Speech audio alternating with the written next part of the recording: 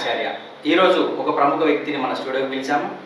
ఆయన ఎవరు అంటే ప్రజలలో ఉంటూ ప్రజా ఉద్యమాలు చేస్తూ ప్రజా ఉద్యమాలలో ఎన్నో పార్టీలకు దిశానిర్దేశం చేస్తూ చివరకు విద్యా వైద్యం అనే ఒక అంశం మన జీవితంలో మార్పులకు ప్రభావితం జరుగుతుంది అని విద్యా వైద్యం అనే ఒక రెండు అంశాలను తీసుకొని భుజాలకెత్తుకుని తెలంగాణ రాష్ట్రంలో ఉద్యమాలు మొదలు పెడుతూ ఉచిత విద్యా వైద్యం కోసం కృషి చేస్తున్న వ్యక్తి శ్రీ నారగోని ప్రవీణ్ గౌడ్ గారు మనతో ఉన్నారు. నమస్కారం సార్. నమస్కారం సార్, ముందుగా ఉచిత విద్యా వైద్యం అని మీరు ముందుకెళ్తున్నందుకు ధన్యవాదాలు మా విధాత న్యూస్ తరఫున. ఉచిత విద్యా వైద్యం గురించి మనం తర్వాత మాట్లాడదాం. ప్రస్తుతం తెలంగాణ రాష్ట్రంలో కుల గణన అనే ఒక అంశం జరుగుతుంది. ఏ కులం వాళ్ళు ఎంతమంది ఉన్నారు, మొత్తానికి బీసీ ఉద్యమం ద్వారా ఈ పోరాటం ద్వారా ప్రభుత్వానికి అంటే ఎలక్షన్ ముందు కావచ్చు, ఎలక్షన్ తర్వాత కావచ్చు, ఒక కులగణన చేయాలనే ఒక ఆలోచన వచ్చింది. ఈ కులగణన జరుగుతున్న ప్రక్రియ ఇది ఏ విధంగా జరుగుతుందంటారు? జరిగే విధానం సక్రమంగా ఉందా మీ మాటలలో? ఈ కులగణన అనేది నాకు తెలిసి ఇది ఒక తీయటి జోలపాట బీసీలకు. ఈ కులగణన చేసినంత మాత్రాన బీసీలకు రాజ్యాధికారం రాదు. ఉమ్మడి ఆంధ్రప్రదేశ్లో కానీ తెలంగాణ ఏర్పడిన తర్వాత కానీ బీసీలకు అనేక రకాలుగా అన్యాయం జరిగిన మాట వాస్తవం.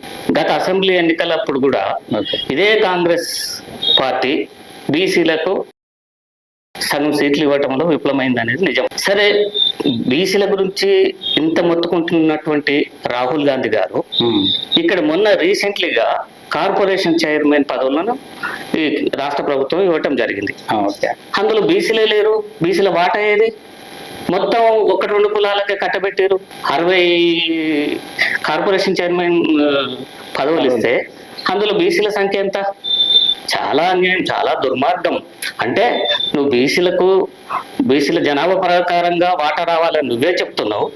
నీ హ్యాండ్ ఓవర్ లో పనిచేసేటటువంటి రేవంత్ రెడ్డి గారికి నువ్వు కార్పొరేషన్ చైర్మన్ పదవులలో సగం వాటా ఎందుకు ఇప్పించలేకపోయినావు అనేది నా ప్రశ్న. కులగణన చేసినంత మాత్రాన మరి ఓన్లీ స్థానిక సంస్థలలోనే బీసీలకు రిజర్వేషన్ ఇస్తారా?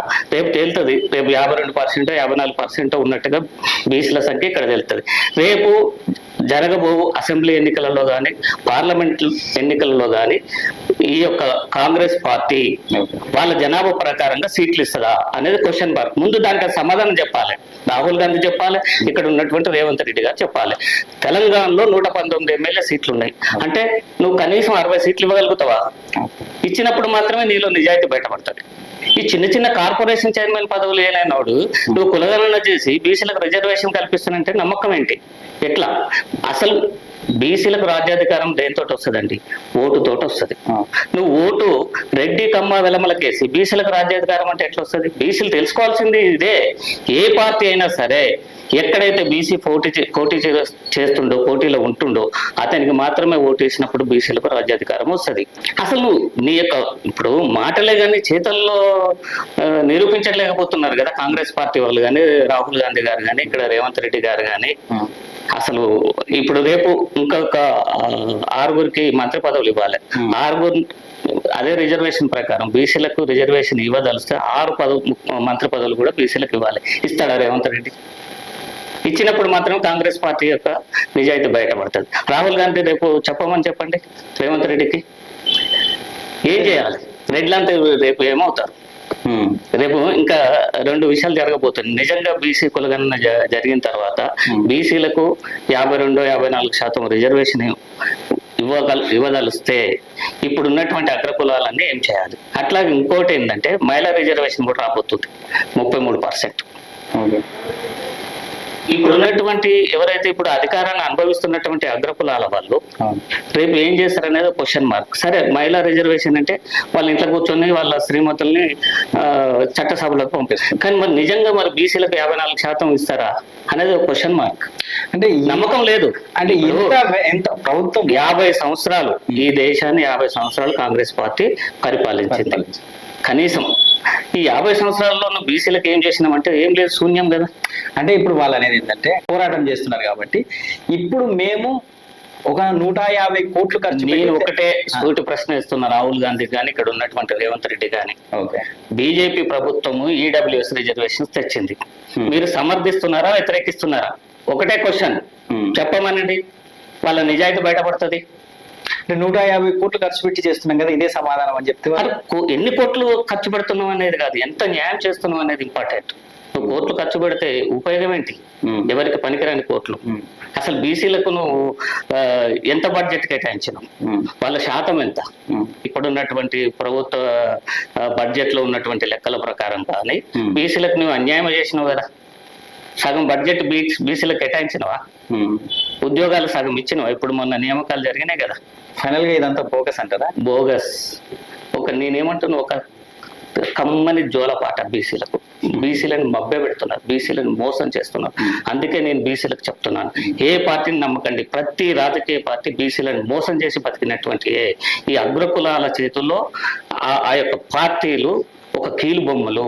వాళ్ళు ఎప్పుడు బీసీలకు న్యాయం చేయరు. బీసీలకు ఓటు ద్వారానే రాజ్యాధికారం వస్తుంది. ఓటు కేవలం బీసీలకు మాత్రమే వేయండి, అప్పుడే అన్ని రంగాల్లో బీసీలు అభివృద్ధి చెందుతారు. ఈ దేశం అభివృద్ధి చెందాలంటే ఫస్ట్ బీసీలు అభివృద్ధి చెందాలి. బీసీలు అభివృద్ధి చెందకపోవటం వల్లనే ఇప్పటి వరకు ఈ దేశం అభివృద్ధి చెందలేదు. అంటే సగం దేశంలో సగం శాతం ఉన్నటువంటి బీసీలు అభివృద్ధి చెందకుండా దేశం ఎట్లా అభివృద్ధి చెందుతుంది? అక్కడ కూడా మోడీ గారు ఒక కీలు బొమ్మ. మోడీ వెనక అంత అగ్రకులాలలో నడుపుతున్నారు. ఏ నివేదిక ప్రకారం, ఏ జనాభా ప్రకారం ఈడబ్ల్యూఎస్ రిజర్వేషన్ తీసుకొచ్చారు? ఎక్కడ కులగణన చేశారు? ఓసీల కులగణన ఎక్కడ చేశారు? 10% నువ్వు ఎట్లా ఇస్తావు? వాళ్ళు ఉన్నది 5 నుంచి 7% అయితే నువ్వు 10% రిజర్వేషన్ ఇచ్చినావు. 5 నుంచి 7% వాళ్ళు ఉంటే అందులో పేదవాళ్ళు ఎంత ఉంటారు? 0.5% కూడా ఉండరు. అంటే 0.5% లేనటువంటి అగ్రకులాల్లో ఉన్నటువంటి పేదలకు నువ్వు 10% అట్లా రిజర్వేషన్ ఇస్తావు. అంటే నువ్వు ఎవరిని మోసం చేస్తున్నావు? బీసీ, ఎస్సీ, ఎస్టీలకు రావాల్సినటువంటి రిజర్వేషన్ ని వాళ్ళకు నువ్వు గుత్తపెత్తనంగా కట్టబెడుతున్నావు. ఇది ఎంత దారుణమైనటువంటి విషయం. బీసీలు రియల్గా రియలైజ్ కావాలి, చైతన్యం చేయాలి. ఎంత దుర్మార్గం ఈ రాజకీయ పార్టీలు బీసీల పాలిట చేస్తున్నారంటే, ఇంతకంటే దుర్మార్గం ఏ దేశంలో ఎక్కడ జరగదండి ప్రపంచంలో. మన దగ్గరనే మననే బీసీలని అణచివేయటం జరుగుతుంది. ప్రతి రాజకీయ పార్టీ, బీజేపీ కానీ, కాంగ్రెస్ కానీ, ఇక్కడ ఉన్నటువంటి బీఆర్ఎస్ కానీ. బీఆర్ఎస్ పార్టీ కూడా స్థానిక సంస్థలలో 33% రిజర్వేషన్ బీసీలకు ఉంటే దాన్ని 18% తగ్గించారు. అయినా కూడా మన వాళ్ళు ఏంటంటే, అసలు బీసీలు ఇప్పటికీ ఎంత దారుణమైనటువంటి, ఎవడైతే మనని అణచివేస్తుండో, రేపు మన పిల్లల భవిష్యత్తును ఎవడైతే నాశనం చేస్తుండో వాడికే బీసీ అభిమాని. ఒక రెడ్డి ఆయనకు అభిమానిగా ఉంటారు, ఒక అమ్మాయినకు అభిమానిగా ఉంటారు, ఒక వెలమాయనకు అభిమానిగా ఉంటారు. ఆ రెడ్డి అయినా, అమ్మాయిన, వెలమాయన ఈయనకే ద్రోహం చేస్తాను. రేపు ఈయన పిల్లలకే ఉద్యోగాలు రాకుండా చేస్తున్నారు. అసలు భవిష్యత్తు లేదు. పెద్ద కాంట్రాక్టర్స్ బీసీలు ఉన్నారా? అసలు పారిశ్రామికవేత్తలు బీసీలు ఉన్నారా? పరిశ్రమలు బీసీలకు ఉన్నాయా? ఫార్మా కంపెనీలు బీసీలకు ఉన్నాయా? విద్యా సంస్థలు ఉన్నాయా? వైద్య సంస్థలు ఉన్నాయా? అప్పనంగా కట్టబెట్టారు వాటిని అగ్రకులాలకు, 3-4 కులాలకు కట్టబెట్టారు. బీసీలకు ఎక్కడ ఉన్నాయి? ఇవాళ ఆర్థికంగా స్థితికి పోయి ఉన్నారు బీసీలు. చాలా దారుణమైనటువంటి సిచ్యువేషన్లో ఉన్నారు. ఇప్పుడు పాలించినటువంటి పాలకులు మొత్తం దుర్మార్గులు, నీచులు, నికృష్టులు, పనికిరానటువంటి వ్యక్తులు. సమాజ నిర్మాణానికి వీళ్ళు పనికిరారు. మీ ఆలోచన, మీ ఆవేశం చూస్తుంటే నిజంగా మీలో అసలు ఎంత నష్టపోయామనేది బీసీలకు అర్థమవుతుంది. అయితే ఇంకొక విషయం, మీరు ఆర్థిక పరిస్థితి అన్నారు కదా, ప్రస్తుతం జరుగుతున్న కులగణన అయితే ఏది ఉందో, కులగణన అంటే కులం ఏది నీది అని అడగాలి. నువ్వు ఎక్కడ ఉంటావు, నువ్వు ఉండే రాష్ట్రం ఏది, నువ్వు ఉండే ప్రాంతం ఏది, నువ్వు ఉండే ఊరేంది, నీ కులం ఏంది, దట్స్ అ కంప్లీట్ కులగణన. నాకు తెలిసి ఒక ఈ డ్రామాలు వద్దండి. ఈ రాష్ట్రంలో ఎన్ని కోట్ల ప్రభుత్వ భూమి ఉంది, వ్యవసాయ భూమి ఎన్ని కోట్ల ఎకరాలు ఉంది, ఆ ఎకరాలు ఏ కులాల చేతిలో ఉంది? నువ్వు బయట పెట్టి నీ దగ్గర లెక్కలు ఉన్నాయి కదా. నువ్వు రైతు రుణమాఫీ చేసినావు, నువ్వు రైతు బంధు ఇచ్చిన బీసీల చేతిలో, ఏ కులపైన చేతుల్లో ఎన్ని ఎకరాలు ఉంది? ఒక రెడ్డి అయిన చేతిలో ఎన్ని ఎకరాలు ఉంది? ఒక వెలమైన చేతిలో ఎన్ని ఎకరాలు ఉంది? ఒక కమ్మైన చేతిలో ఎన్ని ఎకరాలు ఉంది? ఒక గౌడి చేతిలో ఎన్ని ఎకరాలు ఉంది? ఒక ఎస్సీ అయిన చేతిలో. నువ్వు బయట పెట్టు, చెప్పు. నువ్వు ఎందుకు చెప్పట్లేవు? దొంగవు, మోసగాడివి, దుర్మార్గుడు. ఈ ఆప్షన్స్, ఈ కులగణలో చూసిన ఆప్షన్స్ కూడా చూసి భయపడుతున్నారు. కారు ఉందా అని అడుగుతున్నారంట, ఇన్కమ్ ట్యాక్స్ కడతా అని అడుగుతున్నారట.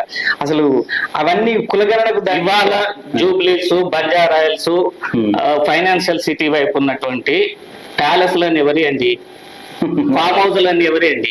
ఏ బీసీలకు ఉన్నాయి, ఏ ఎస్సీలకు ఉన్నాయి, ఏ ఎస్టీలకు ఉన్నాయండి? ఏ నుంచి సంపాదించారండి? ఇవన్నీ కబ్జాలు కావా? ఆ. ఇవాళ చెరువుల నిర్మాణాలు కబ్జాలు కావా? ఇవాళ నాలాల మట్టి చేసినటువంటి వాళ్ళే కదా కబ్జాలన్నీ. అంతే. ఎవరికి అవకాశం ఈ ఇస్తున్నారు? పేద ప్రజలు వెళ్ళి కొనుక్కుంటారు అవి. ఇవి కబ్జా చేసింది వీళ్ళది కాదు. ఒకవేళ ఇలా మూసీలో ఉన్నారంటే అక్కడ ఉన్న లీడర్ అంటే వాడు అమ్ముకొని అవతల పడతాడు. అక్కడ నష్టపోయేది ఎవరు? మళ్ళీ అక్కడ బీసీలు, ఎస్సీలు, ఎస్టీలు ఉంటారు. ఇప్పుడు మూసి పరివాహక ప్రాంతంలో 10,000 కుటుంబాలు ఉన్నాయని రాష్ట్ర ప్రభుత్వం చెప్తుంది. చూడండి అక్కడ ఎవరు ఉంటారు, ఎంతమంది రెడ్లు ఉన్నారు, ఎంతమంది కమ్మలు ఉన్నారు, ఎంతమంది వెలమలు ఉన్నారు. కబ్జా పెట్టింది మాత్రం వాళ్ళే. మళ్ళీ అవన్నీ పట్టా భూములే. అవన్నీ బఫర్ జోనే కావచ్చు, కానీ పట్టా భూములు కొనుక్కున్నారు. నువ్వు రిజిస్ట్రేషన్ చేసినావు. నువ్వు రిజిస్ట్రేషన్ చేయకపోతే అతను కొనుక్కోకపోవు. నువ్వు రిజిస్ట్రేషన్ చేసినావు, నువ్వు పర్మిషన్ ఇచ్చినావు, నువ్వు LRS తీసుకున్నావు, నువ్వు హౌస్ ట్యాక్స్ తీసుకుంటున్నావు, కరెంటు మీటర్ ఇచ్చినావు, రోడ్ వేసినావు, అన్ని చేసి వాళ్ళ అది బఫర్ జోను, FTL అని కథలు ఎందుకు చెప్తావు? చలో నువ్వు మూసి ప్రక్షాళన, పునరుద్ధరణ, పునర్జీవం ఏదో చేస్తానంటున్నావు కదా. ముందు వాళ్ళందరికీ ఒక HMD లేఅవుట్ చేసి వాళ్ళందరికీ ఇల్లు కట్టించి అప్పుడు నువ్వు పునరుద్ధరణ చేస్తావా, ఇంకేమైనా చేస్తావా చెయ్యి. పక్కా చేస్తామంటున్నారు. కొన్ని ఇండ్లు ఇస్తున్నాం అంటున్నారు, ఇచ్చినామంటున్నారు. కొంతమందికి 2 లక్షల రూపాయల ఆర్థిక సాయం. ఉత్తగా గుడిసెలేసుకున్నటువంటి వాళ్ళకు కొనుక్కుంటా, ఉత్తగా గుడిసెలేసుకున్న వాళ్ళకు ఒక 250 మందికి డబుల్ బెడ్రూమ్స్ ఇచ్చారు, అది ఓకే. కానీ మిగతా వాళ్ళ పరిస్థితి ఏంటి? 40 లక్షలు, 50 లక్షలు, 60 లక్షలు పెట్టి కొనుక్కున్న వాళ్ళ పరిస్థితి ఏంటి? అట్లాగే చిన్న చిన్న కుటీర పరిశ్రమలు ఉన్నాయి అక్కడ. అక్కడంతా కుటీర పరిశ్రమ అంతా మైనార్టీలై, బీసీలై, ఎస్సీలై, ఎస్టీలై ఉన్నాయి. ఒక్కొక్క కుటీర పరిశ్రమలో 5 మంది నుంచి 30 మంది పనిచేస్తున్నారు. వాళ్ళు జీవనోపాధి కోల్పోతారు. అసలు ఈ యొక్క ప్రభుత్వం దగ్గర సరైనటువంటి ప్రణాళిక లేదు. ఏ సైంటిస్టులతోటి వీళ్ళు చర్చలు జరపలేదు, ఏ ఇంజనీర్లతోటి చర్చలు జరపలేదు. దక్షిణ కొరియా పోయారు. ఎవరు పోవాలి దక్షిణ కొరియా? ఎవరిని తీసుకుపోవాలి? ఇంజనీర్లను తీసుకుపోవాలి, సైంటిస్టులను తీసుకుపోవాలి. ఈ పోయిన వాళ్ళంతా ఇంజనీర్లు, మంత్రులు, ఎమ్మెల్యేలు, కొంతమంది జర్నలిస్టు సోదరులు పోయారు. అంటే ఒక పిక్నిక్ తీసుకుపోయినాం అంటే మూసి పునరుద్ధరణ కూడా ఒక బ్లఫ్. ఇది మభ్య పెడుతున్నారు, అంతకు మించి ఇంకేం లేదు. ఇదే అంశంలో నేను అనుకున్నా, మీరు అంటున్నట్టు రేవంత్ రెడ్డి అధికారంలోకి వచ్చే ముందు అంటే ఎలక్షన్ లో ప్రతి సభలో మాట అన్నదంటే, నేను ఒంటరిగా ఏ నిర్ణయం తీసుకోను, దొర తీసుకున్నట్టు. అంటే కేసీఆర్ ఉద్దేశించి, నేను కేసీఆర్ లాగా ఏ నిర్ణయం తీసుకోను, ప్రతి ఒక్కరితోని ప్రతి అంశాన్ని చర్చించి అది జనాల ముందు పెట్టి మేధావులతో అందరూ కూర్చోబెట్టి మాట్లాడిన తర్వాతనే ఏ నిర్ణయం అనేది తీసుకుంటా అని అన్నాడు. ఈ హైడ్రా ఏందో, ఈ మూసీ ఏందో, మరి ఎలాంటి పెద్ద మనుషులు, అంటే మీలాంటి పెద్ద మనుషులు పిలిచారా, ఏ పెద్ద మనుషులు పిలిచారో అసలు మీకు ఏమైనా ఇన్ఫర్మేషన్ ఉందా? హైడ్రా అనేది అది ఎందుకు వచ్చిందో ఆ పనిలో గవర్నమెంట్ ఉన్నది. ఓకే. చెరువుల ప్రక్షాళన అనేది ఈ గవర్నమెంట్ తోటి కాదు, అది సాధ్యపడదు కూడా. వీళ్ళు చెయ్యరు. వీళ్ళు ఒక కలెక్షన్ కోసం వచ్చారు, అది జరుగుతుంది అంతే. కలెక్షన్ కోసం వచ్చారు, ఆ కలెక్షన్స్ జరుగుతాయి. ప్రభుత్వానికి కలెక్షన్ చేయాల్సిన అవసరం ఉంది. మరి నువ్వు టవర్స్ ఎందుకు కూలగొట్టట్లేవు? నువ్వు కూలగొట్టేదాన్ని పేదోళ్ళు. నేను చూపిస్తారా టవర్స్ ఉన్నాయి. టవర్స్ కూలగొట్టినప్పుడే నీళ్ళు నిజాయితీ బయటపడుతుంది కదా. ఓకే. అంటే ఇప్పుడు నువ్వేం చేస్తున్నావు? ఎవరి కూలగొట్టినావు? ఇప్పుడు చాలా మంది కాలేజీలు, హాస్పిటల్స్, లేకపోతే నివాస స్థలాలు అన్ని చెరువులలో ఉన్నాయి, బఫర్ జోన్ FTL లో ఉన్నాయి. ఒక్కరినైనా కూలగొట్టినవా? అంటే ఇప్పుడు ఎన్కన్వెన్షన్ లాంటి, నాగార్జున లాంటి పెద్ద ఎన్కన్వెన్షన్ కూలగొట్టడానికి వెనకాల ఒక రాజకీయ కుట్ర ఉన్నది అనేది వాస్తవం. నేనేమంటున్నంటే, ఎన్కన్వెన్షన్ ఒక్కటి కూలగొడితేనే మొత్తం ఆ చెరువు ప్రక్షాళన అయిందా? మిగతా వాటిని ఎందుకు కూలగొట్టలేదు? అంటే కొంతమంది చెప్పేది ఏంటంటే, రేవంత్ రెడ్డి గారు గురువు గారు ఆదేశాల మేరకు అది జరిగిందని కొంతమంది అనుకుంటున్నారు. నిజాలు భవిష్యత్తులో తెలుస్తాయి. నేనేమంటున్నంటే, ఆ చెరువులలో కానీ, ఆ మూసి ప్రాంతంలో కానీ బీసీ, ఎస్సీ, ఎస్టీ మైనార్టీలు మాత్రమే ఎక్కువ ఉన్నారు. అక్కడ ఓసీల శాతం చాలా తక్కువ. అసలు 0.5%. నువ్వు వాళ్ళ మీదనే పడుతున్నావు కదా. మళ్ళీ నువ్వు వాళ్ళు కొనుక్కున్నారు కదా, వాళ్ళు దొంగలు కాదు కదా. నేను అనేది ఏంటంటే, నువ్వు ఫస్ట్ ఏం చేయాలి, అక్కడ రిజిస్ట్రేషన్ చేసినటువంటి సబ్ రిజిస్టార్ని, అట్లాగే అక్కడ LRS ఇచ్చినటువంటి HMD అధికారిని, పర్మిషన్ ఇచ్చినటువంటి మున్సిపల్ అధికారిని, ఆడ ఇల్లు జరుగుతుంటే చూస్తున్నటువంటి ఇరిగేషన్ అధికారిని, వాళ్ళని ఏం చేయాలి? మనం పాకెట్ కొడితే దొంగలని రైల్వే స్టేషన్లలో, పోలీస్ స్టేషన్లలో వాళ్ళ ఫోటోలు ఎట్లా పెడతాము, వీళ్ళ ఫోటోలు వాళ్ళ ఆఫీసులలో పెట్టి మన హెచ్ఎండి ఆఫీస్లో, మున్సిపల్ ఆఫీస్లో, ఇరిగేషన్ ఆఫీస్లో, కనీసం ఆఫీస్లో అంతకంటే పెద్ద దొంగలు కదా వీళ్ళు. ఇంకా చాలా కుటుంబాలను నాశనం చేస్తున్నారు. ఒక పిక్ ప్యాకెట్ కొట్టేవాడు ఒక 1000, 2000, 10,000, 1,00,000 కొడతాడు, కానీ వీళ్ళు జీవితాలనే కొడుతున్నారు కదా. కబ్జా చేసింది మీ వాళ్ళు, దానికి పర్మిషన్ ఇచ్చింది మీ వాళ్ళు, నష్టపోతుంది మాత్రం బీసీ. అక్కడ ఎంత ఎవరున్నారు? రియల్ ఎస్టేట్ కార్పొరేట్ సంస్థలే ఉన్నాయి, కార్పొరేట్ సంస్థలు. తెలంగాణ వాళ్ళు, తెలంగాణ రియల్ ఎస్టేట్ వాళ్ళు కాదు, వాళ్ళు ఇతర రాష్ట్రాల రియల్ ఎస్టేట్ వ్యాపారులు మాత్రమే ఆ కబ్జాలు చేశారు. తెలంగాణ వాళ్ళు ఎవరు చేయలేదు. తెలంగాణ వాళ్ళు ఎక్కడ ఉంటారు? జిల్లాలలో ఉంటారు. వాడు 2 ఎకరాలు, 4 ఎకరాలు, 10 ఎకరాలు చిన్న చిన్న వెంచర్లు చేసుకొని అమ్ముకుంటూ ఉంటారు. రైట్. అయితే ఇప్పుడు మీరు ఆల్రెడీ ఒక జోలపాట అని చెప్తున్నారు. బీసీలకు వస్తే, బీసీల విషయానికి వస్తే, ఇప్పుడు కనుక వీళ్ళు కులగణన చేసి మళ్ళీ వీళ్ళు అంటే కేంద్రంలో ఆమోదింప చేస్తే అయ్యే పని ఇది, కేంద్రంపై ఒత్తిడి తెచ్చి. నేను ఏమంటున్నంటే కులగణన మీద అన్ని పార్టీలు వాళ్ళ ఉద్దేశాన్ని చెప్పాలి. వాళ్ళు దీన్ని సమర్థిస్తున్నారా, వ్యతిరేకిస్తున్నారా? తటస్థంగా ఉండకూడదు, గోడ మీద పిల్లిలాగా అవకాశాల కోసం బీఆర్ఎస్ అనుకూలంగానే వ్యతిరేకంగానే. నేను అదే అంటున్నా, ప్రతి పార్టీ కూడా కులగణనలు చేయాలి, బీసీలకు అన్యాయం జరిగింది, బీసీలకు న్యాయం చేయాలని చెప్పగలుగుతున్నారా? ఎందుకు చెప్పలేకపోతున్నారు? బీజేపీ ఎందుకు చెప్పట్లేదు? లేదా బీఆర్ఎస్ ఎందుకు చెప్పట్లేదు? బండి సంజయ్ అయితే డైరెక్ట్ ఈ తెలంగాణలో ఉద్యోగస్తులు లెక్క తీయమని చెప్పు.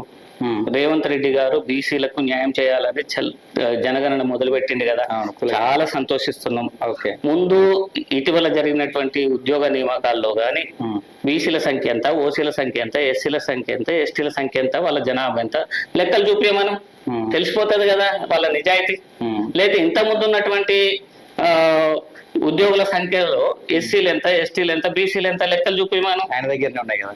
ఈయన చుట్టూ ఉన్నటువంటి ఉద్యోగులు ఎవరైతే ఉన్నారో ఆడ బీసీలు ఎంత మంది ఉన్నారు చెప్పమంటారు. అది ఈయన చుట్టూ నియమించుకున్నటువంటి పిఏలు, బిఏలు అంతా ఉంటారు కదా, అదంతా ప్రక్షాళన చేసి తర్వాత చుట్టూ వీళ్ళ చుట్టూ ఉన్న వాళ్ళంతా ఎంతమంది బీసీలను పెట్టుకున్నాడు ఈయన చెప్పమను. అది ప్రక్షాళన చేసి కులగణన చేస్తే నమ్మకం ఉండేది. నమ్మకం ఉంటది. లేదా నిన్నెవరు కులగణన చేసి అవతల పడేస్తావు అంటే కేసీఆర్ చేయలేదా? ఒకవేళ రేపు ఫ్యూచర్లో ఆయన గనక ఇప్పుడు కులగణన చేస్తున్న ప్రాసెస్ జరుగుతుంది, రేపు పొద్దున సుప్రీంకోర్టులో ఎవరైనా కేసు వేస్తే కొట్టేస్తారు. నేను ఏమంటున్నా, రాహుల్ గాంధీలో నిజాయితీ ఉంటే రేవంత్ రెడ్డిని పీకేసి ఒక బీసీ ముఖ్యమంత్రి చేయమని. నువ్వు రెడ్డి ఆయన అక్కడ ముఖ్యమంత్రిని పెట్టి బీసీలకు న్యాయం చేస్తా, కులగణన చేస్తా, ఎవరు నమ్మాలి? ఇది నమ్మడానికి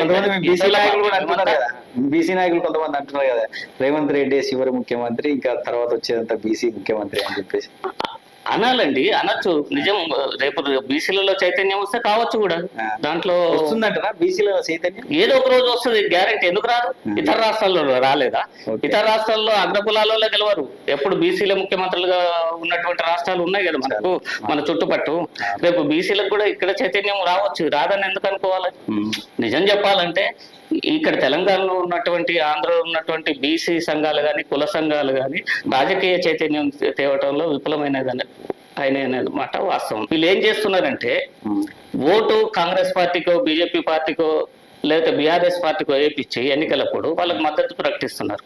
అట్లా చేయటం వల్ల బీసీలలో రాజకీయ చైతన్యం అనేది రాలేదు ఇప్పటి వరకు. నేనేమంటున్నా అంటే ఈ కుల సంఘాలు కానీ, బీసీ సంఘాలు కానీ రాజకీయ చైతన్యం ఓటు చైతన్యం కల్పించాలి. ఓటు ఎవరికి వేయాలనేది చెప్పగలిగినప్పుడు మాత్రమే బీసీలకు రాజ్యాధికారం వస్తుంది. బీసీలంతా ఓసీలకు ఓటేసుకుంటూ రాజ్యాధికారం ఎవరిస్తారండి? ఎందుకు ఇస్తారు చెప్పు? అంటే ఇప్పుడు రేవంత్ రెడ్డి తన మెడకు తను ఊరేసుకోవాలన్నా, ముఖ్యమంత్రి పదవి దిగి నీకు ఇవ్వాలన్నా? ఎందుకు ఇస్తాడు? అది గెలిచిండు, నువ్వు గెలిపించినావు, నువ్వు గెలిపించినావు అండి. ఇవాళ రెడ్లని, వెలమల్ని, కమ్మల్ని గెలిపించారు ప్రజలు. నువ్వు చేసింది నువ్వు కదా తప్పు. నీ తప్పు నువ్వు సరిదిద్దుకోవాలంటే నువ్వు వేసినటువంటి ఓటు మరొకసారి వాళ్ళకి వేయకుంటుండు. నీ బీసీకి నువ్వు ఎప్పుడైతే ఓటేసుకుంటావో అప్పుడే బీసీలకు రాజ్యాధికారం వస్తుంది.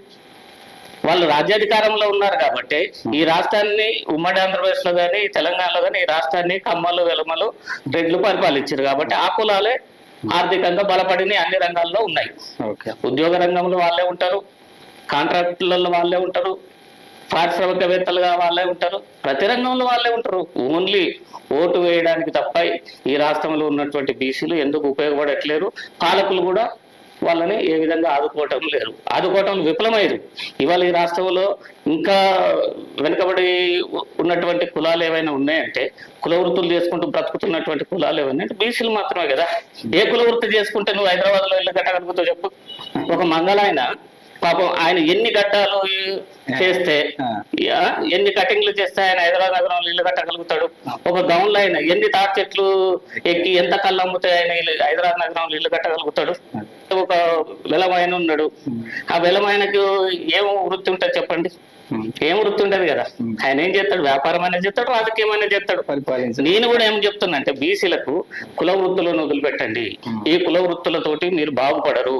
మీ కుల వృత్తుల వలన ఇప్పటిదాకా మీరు నష్టపోయారు. మీరు చేసేటటువంటి కుల వృత్తులు ఇప్పుడు కావాల్సినటువంటి ఆదాయాన్ని ఇవ్వట్లేవు. మీ పిల్లల్ని ఇంజనీరింగ్ చదివించలేరు, మీ పిల్లల్ని ఎంబీబీఎస్ చదివించలేరు. ఏ కుల వృత్తి చేసేటోడు కూడా వాళ్ళ పిల్లల్ని ఉన్నత చదువులు చదివించలేరు. ఒకవేళ చదివిస్తున్నారంటే వాళ్ళ ఇంతకుముందు వాళ్ళ తాతల తండ్రులు సంపాదించిన ఆస్తులు అమ్ముకుంటే తప్ప. ఇవాళ ఇంజనీరింగ్ చదవాలంటే కొన్ని లక్షలు కావాలి, ఒక ఎంబీబీఎస్ చదివేయాలంటే కొన్ని కోట్లు కావాలి, అంతెందుకంటే ఇంటర్మీడియట్ చదివేయాలంటే కూడా లక్షలలో కావాలి. ఎక్కడండి? ఏ ఏ డౌన్లో అయినా చదివిస్తాడు, ఏ మంగళైనా చదివించగలుగుతాడు, ఏ చాకలైనా చదివించగలుగుతాడు, ఏ గొల్లైనా చదివించగలుగుతాడు చెప్పండి. అన్నట్టు ఇంతకుముందు ఉన్న గత ప్రభుత్వాలు కూడా గొర్రెలు ఇస్తాము, బర్రెలు ఇస్తాము, అది చాలా అద్భుతమైన జీవితం ఉంటది. నేనేమంటున్నా, గొర్రెలు బర్రెలు వాళ్ళని తీసుకోమను, మాకు రాజ్యాధికారం ఇయ్యమను, బీసీలకు వాళ్ళకి గొర్రెలు ఇస్తాం, గొర్రెలు గాయమని చెప్పు. రేపు ఏ ఏ ఏ పాలకుడు కాస్తాడు? ఏ ముఖ్యమంత్రి? ఇంతకుముందు ఉన్న ముఖ్యమంత్రులు ఒక ఆయన ఒక రోజు గొర్రెలు గాయమని, లేదా ఒక చెరువులో దిగి చేపలు పట్టమని, లేదా ఒక తాటి ఎక్కమని ఎక్కరో చూద్దాం. ఎక్కరు కదా. వాళ్ళు మాత్రం పీటలు కావాలి, మాకు మాత్రం గొర్రెలు బర్రెలు. ఈ గొర్రెలు బర్రెలు మేము కాసి మేము ఎప్పుడు డెవలప్ కావాలి? ఎంత వస్తుంది ఆదాయం? ఓకే సార్, మీరు ఇంత ముందుకు ఒక ఇంటర్మీడియట్ చదివితే లక్షలలో ఖర్చు అవుతుందంటారు. అసలు class 5th class 6th class 2nd class అయినా కూడా లక్షలలో ఖర్చు అవుతుంది ప్రస్తుతానికి. ఇప్పుడు మీ ఉచిత విద్య, ఉచిత వైద్యం అనే ఉద్యమం ఎంతవరకు వచ్చింది? నేనేమంటున్నా అంటే, ఇప్పటి వరకు ఈ దేశాన్ని, ఈ రాష్ట్రాన్ని పాలించినటువంటి పాలకులంతా విఫలమయ్యారు. వాళ్ళకు ముందు చూపు లేదు, డబ్బు చూపే ఉంది. అంతే. డబ్బు చూపు వల్ల ఈ దేశం, ఈ రాష్ట్రం అభివృద్ధి చెందలేదు. ఈ దేశం, ఈ రాష్ట్రం అభివృద్ధి చెందాలంటే కావాల్సింది విద్యా వైద్యం. ఈ విద్యా వైద్యం కొనుక్కోలేక ప్రతి సంవత్సరం కొన్ని లక్షల కుటుంబాలు పేదరికంలోకి నెట్టబడుతున్నాయి. నువ్వు నర్సరీ నుంచి ఒక డిగ్రీ వరకు చదవాలంటే కొన్ని లక్షలో కోట్లు ఖర్చు పెట్టాల్సినటువంటి పరిస్థితి ఏర్పడ్డది. ఇవాళ నీకు ఒక జబ్బు వస్తే ఆ జబ్బు నయం చేయించుకోవడానికి కార్పొరేట్ ఆసుపత్రులకు పోతే లక్షలు కోట్లు ఖర్చు పెట్టాల్సినటువంటి పరిస్థితి వస్తుంది. ఎందుకు వస్తుంది? ప్రభుత్వ విద్యని, ప్రభుత్వ వైద్యాన్ని సక్రమంగా నిర్వహించలేకపోవటం వల్లనే, సమర్థవంతంగా నిర్వహించలేకపోవటం వల్లనే, వాటి మీద దృష్టి పెట్టకపోవటము, వాటికి నిధులు కేటాయించలేకపోవటం వల్లనే అవి కొలాప్స్ అయిపోయినాయి. ఇవాళ ప్రభుత్వ విద్యని ఎవరు నమ్మటం లేరు, ప్రభుత్వ వైద్యాన్ని ఎవరు నమ్మటం లేదు. ఏదన్నా రోగం వస్తే ప్రైవేటు వైద్యం చేయించుకుంటున్నారు. అక్కడికి పోతే ఏమవుతుంది? ఇల్లు గుల్ల ఒళ్ళు గుల్ల. పోనీ వాడు బతుకుతాడా? బతకడు. ఇవాళ నీకు డయాలసిస్, కిడ్నీ రోగం వచ్చినా, నీకు హార్ట్ అటాక్ వచ్చినా, నీకు క్యాన్సర్ వచ్చినా, నీకు షుగర్ వచ్చినా, నీకు బీపీ వచ్చినా నయం కాదు. నువ్వు లక్షల రూపాయలు ఖర్చు పెడుతూనే ఉండాలి. ప్రతి నెల హాస్పిటల్కి పోవాలి, ట్రీట్మెంట్ చేయించుకోవాలి, వాడు రాసిన మందులు వాడుతూనే ఉండాలి. మనం బ్రతుకున్నంత కాలం అవి నయం చేయనియరు. ఆ దిశగా వాళ్ళు పరిశోధన చేయరు. పరిశోధన చేసి ఆ రోగాలకు మందు కనిపెడితే వీళ్ళ వ్యాపారం నడవదు కదా. ఒక ప్రైవేటు వ్యక్తి వాడు ఒక వైద్య సంస్థ పెట్టి కోట్లు కొల్లగొడుతున్న విషయం ప్రభుత్వాలకు తెలియదా? రాష్ట్ర ప్రభుత్వానికి తెలియదా? కేంద్ర ప్రభుత్వానికి తెలియదా? ప్రతి సంవత్సరం ఈ యొక్క వైద్య సంస్థల నుంచి, విద్యా సంస్థల నుంచి కొన్ని కోట్ల రూపాయలు వీళ్ళు చందాల రూపంలో పొందుతున్నారు. అందుకే ప్రభుత్వ విద్యని ప్రభుత్వ వైద్యాన్ని నాశనం చేసి ఆ ప్రైవేట్ విద్యను ప్రైవేట్ వైద్యాన్ని వీళ్ళు అభివృద్ధి చేయడానికి పరోక్షంగా కారకులు అవుతారు. సిగ్గుండాలండి. ఇప్పటికి కూడా మెడికల్ ఎమర్జెన్సీ అయితే 200 కిలోమీటర్లు అంబులెన్స్ పరిగెత్తాలి తెలంగాణలో. ఎక్కడికి రావాలి? మెడికల్ ఎమర్జెన్సీ అయితే ఎక్కడికి రావాలి? రావాలి. హైదరాబాద్ ఎక్కడికి పోవాలి? గాంధీ హాస్పిటల్ కా, ఉస్మానియా హాస్పిటల్ కా? వాళ్ళని నమ్మేటట్టున్నారు. ఆ హాస్పిటల్స్ లో ట్రీట్మెంట్ ఉంటుందని చెప్పి నమ్మరు కదా. ఎక్కడికి పోతారు? ఏ ప్రైవేట్ కార్పొరేట్ హాస్పిటల్ పోవాలి. వాళ్ళు ఏం చేస్తారు? పోగానే నువ్వు ఏం చేస్తావు, నీ వెనకాల ఎంత ఉన్నది, నీ రోగం నయం చేయడానికి చూడడు. నీ దగ్గర ఎన్ని లక్షలు గుంజగలిగితే అన్ని లక్షలు గుంజడానికి వాడు ప్రయత్నం చేస్తాడు. ఎందుకంటే వాడు ఒక 2 కోట్లు 3 కోట్లు 4 కోట్లు వాడు మెడికల్ సీట్ కొనుక్కొని చదివినోడు ఉంటాడు. 100 కోట్లు పెట్టి హాస్పిటల్ కట్టుకుంటాడు. కట్టుకొని వాడు ఏం చేస్తాడు? నెలకు నేను 100 కోట్లు సంపాదించాలి, అది మన టార్గెట్. ఒక డాక్టర్ కు 1,00,000 జీతం ఇస్తాడు. బాబు నువ్వు ప్రతి నెల నాకు 50 లక్షలు నీ ద్వారా నాకు రావాలి, అది టార్గెట్ వాళ్ళది. అంతకు మించి వాళ్ళకు ప్రజాసేవ చేయాలనేది ఉద్దేశం ఉండదు. నేనేమంటున్నంటే విద్యను వైద్యాన్ని ప్రైవేటు వ్యక్తుల చేతులు పెట్టడం ప్రభుత్వాల దుర్మార్గమైనటువంటి చర్య, నీచమైనటువంటి చర్య. వీళ్ళు అసలు మనుషులే గారు. అదే ఇవాళ ప్రభుత్వ పాఠశాలలని పేదల పాఠశాలలుగా మార్పినాయి. ఎవరు చదువుతున్నారండి? ప్రభుత్వ పాఠశాలలో ఎవరు చదువుతున్నారు? ప్రభుత్వ పాఠశాలలో బాత్రూములు ఉండవు, అటెండర్స్ ఉండరు, టీచర్స్ ఉండవు, ల్యాబ్స్ ఉండవు, లైబ్రరీలు ఉండవు. ఎందుకు ఉండవు? నువ్వు బడ్జెట్ లో సరైనటువంటి నిధులు కేటాయించవు.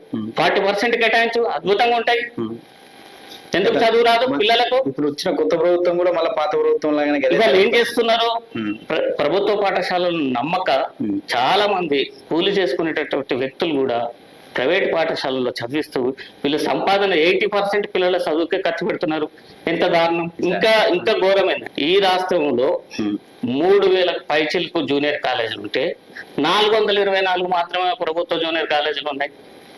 ఎక్కడ చదవాలి మరి వీళ్ళంతా? 10th పాస్ అయినటువంటి లక్షలాది మంది విద్యార్థులు చూడండి. ఇప్పుడు నారాయణ చైతన్య అనే విద్యా సంస్థలు, కార్పొరేట్ విద్యా సంస్థలు, ప్రతి సంవత్సరం 2 సంవత్సరాలకు కలిపి ఎన్ని స్కూల్స్ కాలేజీలు ఉన్నాయో మొత్తం గవర్నమెంట్ దగ్గర 424 ప్రభుత్వ పాఠశాల కాలేజీలు, మిగతా అన్ని వాళ్ళే కార్పొరేట్ విద్యా సంస్థలే. అంటే కొన్ని వేల కోట్లు వాళ్ళు ప్రతి సంవత్సరం కొల్లగొడుతూ వస్తున్నారు. ఎవరి? బీసీ, ఎస్సీ, ఎస్టీలు వీళ్ళే కదా, వీళ్ళే చదివేది. ఇప్పుడు చివరిగా వీళ్ళు ఎదుగుతానే ఒక టార్గెట్. ఖచ్చితంగా నష్టపోయేదంతా వీళ్ళే. ఆ విద్యా సంస్థలన్నీ ఎవరి? ఆ వైద్య సంస్థలన్నీ ఎవరి? మీరు చూడండి, ఎక్కడైనా బీసీ ఉన్నాడా కార్పొరేట్ విద్యా సంస్థలు? బలమైన వర్గాలు ఎక్కడైనా వైద్య సంస్థలు ఉన్నాయా బీసీలకు? ఉండవు. మీరు ఇన్ని రోజుల నుంచి అంటే దగ్గర ఇప్పుడు 2-3 సంవత్సరాలు అవుతుంది మీరు ఉచిత విద్యా వైద్యం అని ఎత్తుకొని, అంటే గత 24 ఏళ్ళు అవుతుంది. గత 20 సంవత్సరాల నుంచి ఒక యూట్యూబ్ ఛానల్ పెట్టుకొని అద్భుతంగా నడుపుతున్నటువంటి వ్యక్తికి కూడా నేను మిగతా అంశాల కంటే విద్యా వైద్యం గురించి మాట్లాడటం మొదలు పెట్టండి అని చెప్పడం వల్ల ఆయన నెక్స్ట్ డే నుంచి విద్యా వైద్యం గురించి బాగానే మాట్లాడుతున్నారు. ఇప్పుడిప్పుడే విద్యా వైద్యం యొక్క ఇంపార్టెన్స్ ప్రజలకు తెలుస్తుంది. కొన్ని పార్టీలో ఉన్నటువంటి రాజకీయ నాయకులు కూడా విద్యా వైద్యం గురించి మాట్లాడటం జరుగుతుంది. నా శక్తి మేరకు నేను చిన్న ప్రోగ్రామ్స్ చేస్తా ఉంటాను. నేను అక్కడికే వస్తున్నా. ఇప్పుడు మీరు ఏ ఉద్యమం తీసుకున్నా కూడా డబ్బుతో కూడుకున్న అంశం, ఏ ఉద్యమం తీసుకున్నా కూడా ఖర్చు భారీగా. మీకు ఏదైనా నిధులు ఎట్ల నుంచి సమకూరుస్తున్నారు? లేదంటే ఈ బీసీకి సంబంధించిన వర్గాల వాళ్ళు లేకపోతే కొంచెం సెటిల్ అయిన వాళ్ళు ఉంటారు, వాళ్ళు ఏమైనా సపోర్ట్ చేసి మిమ్మల్ని ముందుకు నడుపుతున్నారా? ఎట్లా ముందుకు వెళ్తున్నారు మీరు? వాస్తవంగా ఈ రాష్ట్రంలో ఉన్నటువంటి ఈ ఏవైతే రాజకీయ పార్టీలు ఉన్నాయో ఆ పార్టీలు ప్రజలకు డబ్బును అలవాటు చేసినాయి. ప్రతి మీటింగ్ కు ఏం చేయాలి? వాడి జేబులు 500 పెట్టాలి, వానికి బిర్యానీ తాపి పెట్టాలి, ప్లస్ కారు ఇవ్వాలి. అంతే. ఇప్పుడు మనం కూడా పిలిస్తే ఏదైనా ప్రోగ్రామ్ చేద్దాం రండి విద్యా వైద్యం గురించి అంటే ఎవరు వచ్చే పరిస్థితులు లేరు. నేను కూలికి పోతే 400 వస్తాయన్నా, నీ దగ్గరకు వస్తే ఏమొస్తుంది అనేది వాళ్ళకు అవగాహన లేనటువంటి ఫ్యూచర్ వాళ్ళ కోసమే అనేది వాళ్ళకి అవగాహన లేదు. ఈ రోజు నువ్వు నాకేమిస్తావు? నువ్వు 500 ఇస్తావా, 1000 రూపాయలు ఇస్తావా? ఒకప్పుడు కమ్యూనిస్ట్ పార్టీలు ఉద్యమం చేస్తే లారీలలో జనాలు స్వచ్ఛందంగా 1 రూపాయి ఇవ్వకుండా లారీలు పెడితే పోయేటోళ్ళు. ఇవాళ కమ్యూనిస్ట్ పార్టీలు ఉద్యమాలు ఎందుకు చేయలేకపోతున్నారంటే అందుకే వాళ్ళు విఫలమైంది. ఇవాళ ఏ ఉద్యమం చేయలేనటువంటి పరిస్థితి ఏంటంటే ప్రజలు రావట్లేరు ఉచితంగా. అంటే మీరు అవేర్నెస్ ప్రోగ్రామ్స్ ఎట్లా ఏ విధంగా తీసుకున్నారు? అంటే స్కూల్కి వెళ్ళి కనుక మీరు పిల్లల్ని గ్యాదర్ చేసి పేరెంట్స్ గ్యాదర్ చేసి ఏమన్నా ముందు వెళ్ళే అవకాశాలు ఉన్నాయా? ఫ్యూచర్ లో మీరు ఎలాంటి స్టెప్ తీసుకొని మీరు జనాల్లోకి వాస్తవంగా రాష్ట్ర వ్యాప్తంగా కొన్ని వాట్సాప్ గ్రూపులు పెట్టడం జరిగింది. కొంతమంది చదువుకున్నటువంటి విద్యార్థులు కానీ యువకులు కానీ ఈ యొక్క సంస్థ గురించి తెలుసుకొని వాళ్ళు అక్కడ ప్రచారం చేస్తూ ఉన్నారు. మేము వాళ్ళ పోస్టర్ల రూపాన, కరపత్రాల రూపంలో, కొన్ని కొటేషన్ల రూపంలో ప్రజల్లో ఈ విద్య యొక్క ఇంపార్టెన్స్ ని, వైద్యం ఇంపార్టెన్స్ ని తెలియజేస్తున్నాం. చిన్న చిన్న ప్రోగ్రామ్స్ కూడా చేస్తున్నాం. పెద్ద ప్రోగ్రామ్స్ చేయాలంటే 1,00,000 మందితోటి మనం మీటింగ్ పెట్టాలంటే ₹1 కోటి కావాలి.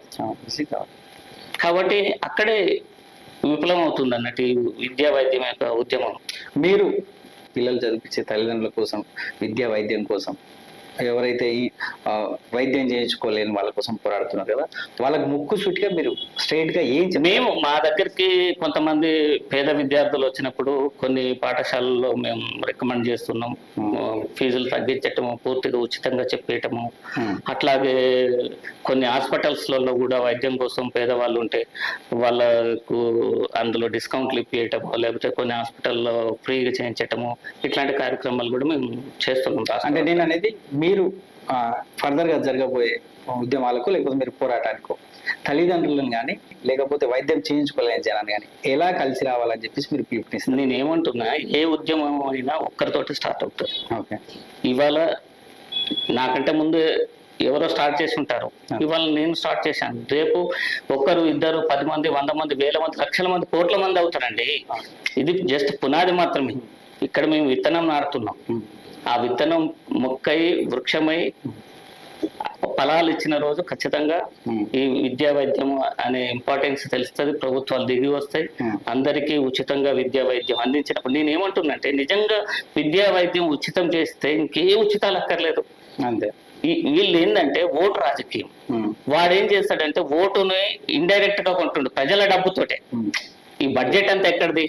ఆయన రుణమాఫీ చేసిండు, రైతు రుణమాఫీ చేసిండు, లేకపోతే రైతు భరోసా ఇస్తుండు, లేకపోతే 2000 పింఛన్ ఇస్తుండు, ఇంకేదో కళ్యాణ లక్ష్మి అదో ఇదో ఇస్తున్నారు కదా, లేకపోతే బస్సు ఫ్రీ. ఇవన్నీ ఎక్కడే అండి ఈ డబ్బులు? ప్రజల డబ్బులు. వాళ్ళ జేబులోకి వెళ్ళి ఇవ్వట్లేదు. ఇక్కడ గమ్మత్ ఏంటంటే డబ్బులేమో ప్రజలే, పేరేమో పార్టీలే, అధికారంలో ఉన్న పార్టీలే, రాజకీయ నాయకులే. ఇదే అసలు ఇది కనీస అవగాహన కూడా ప్రజలకు లేదు. ఇంకోటి ఏంటంటే మీడియా కూడా విద్యా వైద్యం యొక్క ఇంపార్టెన్స్ గురించి చెప్పటంలో విఫలమైందనే చెప్పాలి.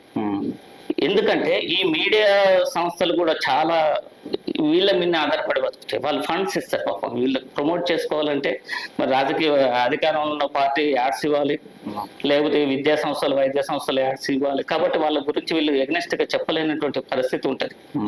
ప్రజల్లో నిజంగా ఈ మీడియా సంస్థలు కనుక విద్యా వైద్యం గురించి ఫోకస్ చేస్తే విత్ ఇన్ ద 2 years లో ఒక విప్లవం వస్తుంది, ఒక మార్పు వస్తుంది. నేను ఏమంటున్నానంటే విద్యా వైద్యాన్ని జాతీయం చేయాలి. జాతీయం చేసి ప్రైవేట్ వ్యక్తుల చేతుల నుంచి లాగేసుకోవాలి. ఎప్పుడైతే ప్రభుత్వం విద్యా వైద్యాన్ని జాతీయం చేసుకొని ₹1 ఖర్చు కాకుండా ప్రతి ఒక్క వ్యక్తికి అందించినప్పుడు, ఇప్పుడు నీ దగ్గర జ్ఞానం ఉంది, నువ్వు చదువుకోగలిగే కెపాసిటీ ఉంది, నువ్వు చదవగలుగుతావు, కానీ నీ దగ్గర డబ్బు లేదు చదువుకోవాలంటే, అక్కడ నువ్వు నష్టపోతున్నావు. నీ యొక్క మేధో సంపత్తి ఈ దేశానికి ఉపయోగపడటం లేదు. ఎందుకు ఉపయోగపడట్లేదు? నీ దగ్గర డబ్బు లేని కారణంగా. అంటే చూడండి ఎంతమంది మేధావులు కావాల్సిన వాళ్ళని ఈ దేశం కోల్పోతుందో చూడండి. అందుకే కదా భారతదేశంలో సైంటిస్టుల పర్సంటేజ్ తక్కువ అవుతుంది. ప్లస్ ఉన్న వాళ్ళకు కూడా ప్రభుత్వం వాళ్ళ పరిశోధనకు కావాల్సినటువంటి ఎక్విప్మెంట్స్ ఇవ్వలేకపోతుంది. అందుకే విప్లవం అవుతున్నారు భారతీయులు. ఇక్కడ భారతదేశంలో విదేశాలకు పోతున్నారు. ఇప్పుడున్నటువంటి కొత్తగా వచ్చేటటువంటి ప్రతి వస్తువులు కూడా ఇతర దేశాల వాళ్ళు కనిపెడుతున్నారు. మరి మనం జనాభాలో ప్రపంచంలో ఎక్కువ జనాభా ఉన్న దేశం కదా, మరి మనం ఎందుకు కనిపెట్టట్లేం? అయితే మన రాష్ట్ర ప్రభుత్వం ఇటీవల ప్రవేశపెట్టినటువంటి బడ్జెట్ లో విద్యకు కేటాయించింది చాలా తక్కువ, వైద్యానికి కేటాయించింది 5%, 6%, 7%, 7% పెడితే ఎక్కడ అవి బాగుపడతాయి? 40% కన్నా పెట్టాలి కనీసం. 3 లక్షల కోట్ల బడ్జెట్ లో ఒక 50,000 కోట్లు విద్యా సంస్థలకు, 50,000 కోట్లు వైద్య సంస్థలకు ఖర్చు పెట్టి ఎంత బాగుంటాయి? అంటే నీకు ఇతర ఏవైతే ప్రాజెక్టులు ఉంటాయి నీటిపారుదల ప్రాజెక్టులకు వాటి వ్యయం పెంచడానికైతే డబ్బులు ఉంటాయి. 4,000 కోట్లు 5,000 కోట్లు పెంచుతారు వీళ్ళు. కానీ గాంధీ హాస్పిటల్ కు 100 కోట్లు ఇవ్వడానికి కుదరదు, ఉస్మానియా హాస్పిటల్ కు 100 కోట్లు ఇవ్వడానికి కుదరదు, ఎంజిఎం కు 100 కోట్లు ఇవ్వడానికి. ఎంత దుర్మార్గం అంటే ఎలకల కొరికి పేషెంట్లు చచ్చిపోతారండి. ఏం పాలకులు అండి వీళ్ళు ఎంత అసమర్థులు, వీళ్ళు ఎందుకు పనికొస్తారు? వీళ్ళు సమాజాన్ని వీళ్ళు నిర్మించడానికి వీళ్ళతో అవుతుందా? అసలు ఏం చేస్తున్నారు వీళ్ళు అంటే వీళ్ళకేమో యశోద హాస్పిటల్లో అపోలో హాస్పిటల్లో కావాలి, పేదలకు మాత్రం ఎంజిఎం కావాలి, ఎలకల్ కొరికే హాస్పిటల్, ఉస్మానియా హాస్పిటల్ కావాలి, లేదా గాంధీ హాస్పిటల్ కావాలి. ముక్కు మూసుకుంటే తప్ప అందులోకి పోలేము. వీళ్ళని పొమ్మానండి, ఒక 2 రోజులలో ట్రీట్మెంట్ చేసుకోమానండి, చేసుకోరు. అంటే ప్రజల డబ్బుతోటి నువ్వు ప్రైవేట్ హాస్పిటల్లో ట్రీట్మెంట్ చేసుకుంటావు నీకు ఏదైనా రోగం వస్తే. కానీ ప్రజలు అదే పనికిరాని హాస్పిటల్లో పోవాలి. అక్కడ నర్సులు ఉండరు, డాక్టర్స్ ఉండరు, మందులు ఉండవు, ఏమి ఉండవు. కనీసం డయాగ్నోస్టిక్స్ పరికరాలు కూడా ఉండవు. అంటే మీరు పోరాడేది మొత్తం పూర్తి స్థాయిలో ఉచిత విద్య, ఉచిత వైద్యం ఇవ్వాలంటున్నారు. ప్రభుత్వాల దగ్గర ఉన్న బడ్జెట్ సరిపోతాయా? 100% సరిపోతాయి. కేంద్ర ప్రభుత్వము కార్పొరేట్ సంస్థలకు అంటే అంబానీ అదాని లాంటి వాళ్ళకు 12 లక్షల కోట్లు 14 లక్షల కోట్లు మాఫీ చేయడానికి వస్తాయి. కానీ విద్యా వైద్య సంస్థలు నిర్వహించడానికి డబ్బులు రావా? ఎందుకు రావండి? అంటే వేరే సంక్షేమ పథకాలు, సంక్షేమ పథకాలతో అభివృద్ధి జరగదండి. ఈ రోజు నీకు భోజనం పెడితే ఈ రోజే, అదే నీకు విద్యనిస్తే నీ జీవితం బాగుపడుతుంది, నీ కుటుంబం బాగుపడుతుంది, రేపు నువ్వు నలుగురికి ఉపయోగపడతావు. సంక్షేమ పథకాలతోటి ఎప్పుడు దేశ ప్రజలు బాగుపడరు. సంక్షేమ పథకాలతోటే ఈ దేశం, ఈ రాష్ట్రం వెనకబడిపోతుంది. ఆ సంక్షేమ పథకాలు కూడా 100%. అరే నువ్వు 2,000 పింఛన్ ఇస్తున్నావు కదా ముసలోళ్ళకు, 2,000 పింఛన్లు ఇచ్చే బదులు వాళ్ళకి మందులు ఫ్రీగా, వాళ్ళకి ట్రీట్మెంట్ ఫ్రీగా, వాళ్ళ మనవాళ్ళకు ఉచితంగా విద్య ఇవ్వు. ఎందుకు అవసరం నీ 2,000 ఎవరికి కావాలి? నేను అడుక్కునే వాళ్ళ ప్రజలంటే అడుక్కుంటాను నిన్ను అడుక్కోవాలి. అట్లా నువ్వు పైసలు వాళ్ళకి వెదజల్లుతావు, వాళ్ళు నీకు ఓట్లు ఇస్తారు. ఇదేనా సిస్టమ్? మళ్ళీ వాళ్ళ డబ్బులే. వీళ్ళు చరిత్రలో అసమర్థులుగా, అవినీతి పరులుగా మిగిలిపోతారు. వీళ్ళు సమాజ నిర్మాణం చేయాలి, ప్రజల పట్ల వీళ్ళకు మంచి అభిప్రాయం ఉంది, ప్రజలను బాగు చేయాలంటే విద్యా వైద్యాన్ని అభివృద్ధి చేసినప్పుడు మాత్రమే వాళ్ళు మంచి సుపరిపాలకులుగా మిగిలిపోతారు చరిత్రలో. లేకపోతే వీళ్ళంతా చరిత్రలో దుర్మార్గులు అండి. వీళ్ళంతా దోపిడి దొంగలు. రాజకీయ పార్టీలే దోపిడి మూటలు, దొంగల మూటలు. ఈ దొంగల మూటలు 1,000 కోట్లు సంపాదించుకుంటాయి. వ్యక్తిగతంగా సంపాదిస్తే, పార్టీల పరంగా సంపాదించి ఒక్కొక్క పార్టీ దగ్గర 100 కోట్లు 1,000 కోట్లు ఎక్కడి నుంచి వచ్చినాయండి? ఏ పేదవాడు ఇవ్వగలిగాడు? అంటే ఎవరికో మీరు ఈ పథకాలను పెట్టేసి దోపిడి చేసి పెడితే వాడు నీకు ఇంత లంచం రూపంలో నీ పార్టీకి నీకు ఇచ్చింది కాబట్టి ఈ రోజు నువ్వు 100 కోట్లు 1,000 కోట్లు మీ యొక్క పార్టీల అకౌంట్లలో ఉంటున్నాయి, మీకు కూడా ఉంటున్నాయి. అరే అంతెందుకండి, ఏసీబీ రైట్స్ లో ఎక్కువ శాతం దొరికే వాళ్ళంతా ఎవరండి? బీసీ, ఎస్సీ, ఎస్టీలే. వాళ్ళ మీదే జరుగుతాయి, వాళ్ళనే జైలు పంపిస్తారు. మీరు చూడండి, అందులో అగ్ర కులాల వాళ్ళు చాలా తక్కువ పర్సెంట్ ఉంటారు. అంటే 1,000 కోట్లు సంపాదించేది వాళ్ళు నిజాయితీగా సంపాదిస్తారని నేను ఏమంటున్నా. ఈ రాష్ట్రంలో గత 10 సంవత్సరాల కాలంలో చాలా మంది IAS ఆఫీసర్లు అవినీతి పరులు ఉన్నారు. 100 కోట్లు 1,000 కోట్లు సంపాదించారు. కానీ అందులో అగ్ర కులాల వాళ్ళు దొరకట్లేదు. ఒక బీసీ ఆయన దొరుకుతాడు, ఆయన తీసుకుని లోపలేస్తారు. ఆయన మీద ఈడీ రైడ్లు జరుగుతాయి, ఏసీబీ రైడ్లు జరుగుతాయి, అన్ని రైడ్లు జరుగుతాయి. వీళ్ళ మీద కూడా అదే సోమేష్ కుమార్ మీద జరగవు, అదే నవీన్ మిట్టల్ మీద జరగవు, అదే అజిత్ కుమార్ మీద జరగవు. రంజిత్ కుమార్ అనే IAS ఆఫీసరు ఫలక్నామా ప్యాలెస్ లో తన కూతురికి పెళ్లి చేసి ఒక్కొక్క భోజనం 12,000 రూపాయలు ఒక IAS ఆఫీసర్ ఎట్లా చేస్తాడండి? రజత్ కుమార్ ఎట్లా చేస్తాడండి? ఎక్కడి నుంచి వచ్చినాయి డబ్బులు? ఉత్తగా ఎవరిస్తారు నీకు? పాప పెళ్లికి 1,000 కోట్ల రూపాయలు నీకు ఎట్లా ఇస్తారు? వాడిని ఎందుకు లోపడేయలేదు? అంటే ఇవన్నీ ఒకటే. మీరు చూడండి, ఈ పార్టీలో ఉన్న నాయకులు, ఆ పార్టీలో ఉన్న నాయకులు వీళ్ళంతా తిట్టుకుంటారు కదా అగ్ర కులాలు. వీళ్ళని ఒక రూమ్ లో వేయండి, కౌగులించుకుంటారు అంతే. మనకు కనబడడం అంతే. వీళ్ళ అవినీతిని ఎవ్వడు బయటపెట్ట, ఉత్తగా ఆరోపణలు చేస్తారు. వీళ్ళ అవినీతిని బయటపెట్టి వీళ్ళని తీసుకుపోయి జైల్లో పెట్టడం అనేది వాళ్ళు చెయ్యరు, అది జరగదు. ఓకే, థ్యాంక్ యూ అండి. మీరు మా స్టూడియోకి వచ్చింది. ఇది నారగోని ప్రవీణ్ గౌడ్ గారి అభిప్రాయం.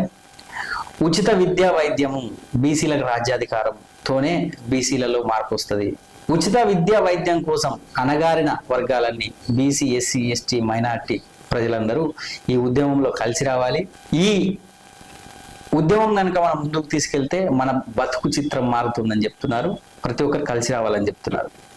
నమస్తే, నేను మీ వెంకటస్వామి ఆచార్య.